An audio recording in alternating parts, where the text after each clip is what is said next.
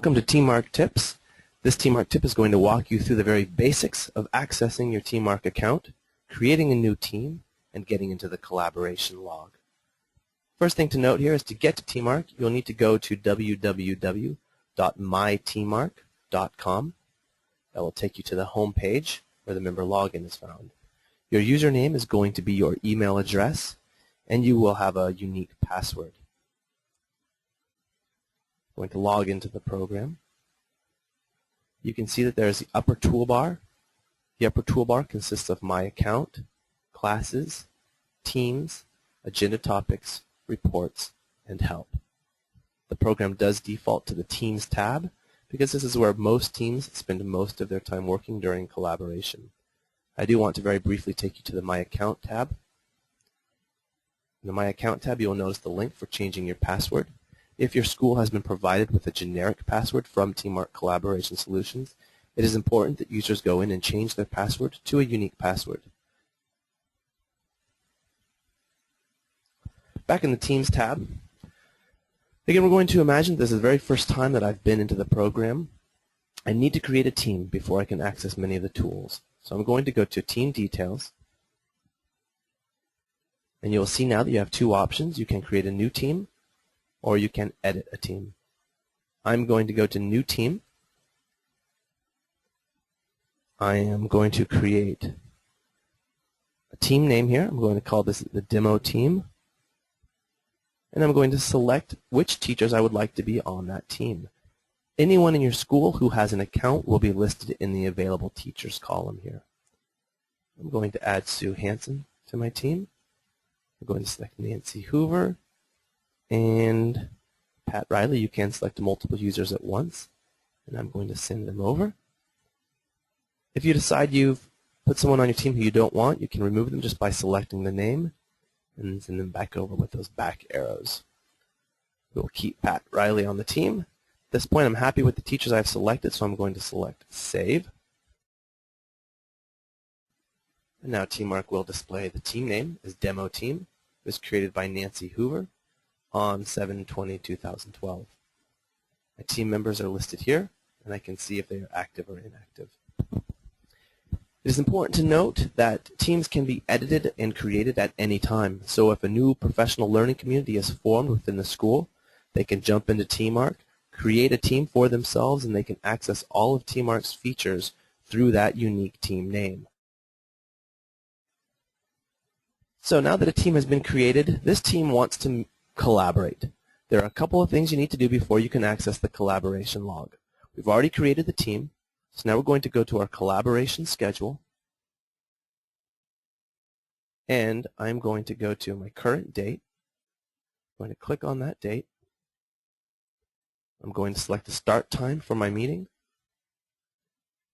and I'm going to select an end time for my meeting.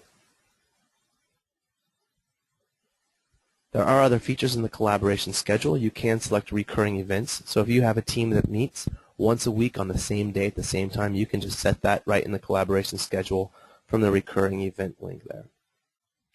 In this case, I'm just going to set up one date. I can now go to my collaboration log. I'm going to click on that link, and now I'm in the collaboration log. However, I cannot use the log until I select the current date.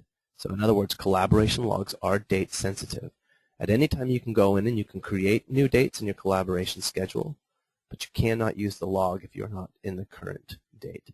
However, it is important to note that you can access previous logs for review only. So now I have my current date selected for the collaboration date. My features in the log are active. Members present displays my members who are present. I can edit that to add guests or to remove members who may not be present. I can close my windows by clicking on the heading. If you want to enter successes, just click on the edit link, and you'll see that you have a text box with many text tools to choose from. It's important to note in any of these text boxes that when you're done typing, you need to click Save or you will lose your information. So once I've entered successes, I'm going to just cancel out of this for now. Same goes for challenges. You can add your challenges. You can access action plans just by selecting New. Again, I can minimize those windows. Your SMART goals cannot be used until you have front-loaded them in the Goals tab up above.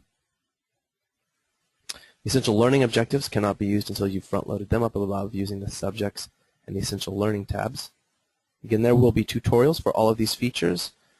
Student alerts cannot be used until you have front-loaded them in the upper toolbar using the Classes tab. So those are some of the features of the collaboration log. Again, members present, successes, challenges, and action plans can be used immediately once you've created a team and set up your collaboration schedule. SMART goals, essential learning objectives, and student alerts need to be front-loaded before you can use those tools. One other very important tool to note in the collaboration log is the agenda tool. First thing to note is we have this new link right here for this week's agenda. This is a quick link. This will create an agenda topic for your current collaboration date. Whenever you create an agenda topic, you assign a category to that topic. You can choose from assessment, data, inquiry, instruction, SMART goals, or other. Just to do a sample here, I'll use assessment.